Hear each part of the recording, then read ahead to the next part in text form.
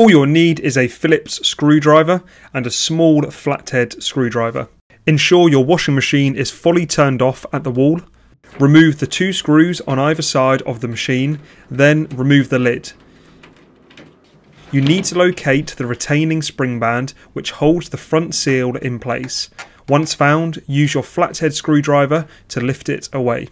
With the band removed, you can take the door seal off the front panel and fold it inwards to easily access the retaining spring.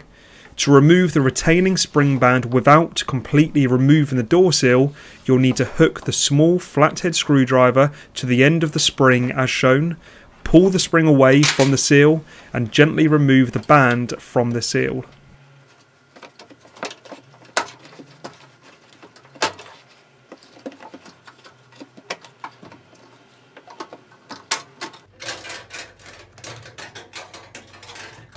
Now we need to fit the new retaining spring band around.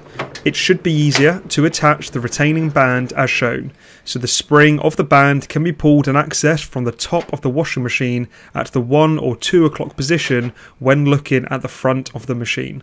Make sure it's correctly attached to the left side as shown and then start to feed it round to the spring side at the 1 or 2 o'clock position.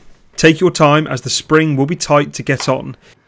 If any part isn't sitting correctly, like at the bottom shown here, gently push it in and into place. To attach the seal to the front, the gap in the seal attaches to the washing machine lip as shown. Use some washing up liquid if needed to lubricate the seal.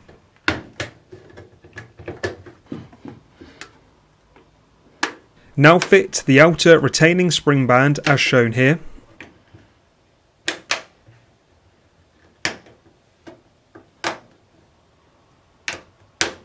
You can then pop the lid back on and re-screw the 2 screws back in place. And then that's it, your door seal retaining spring is all set to go.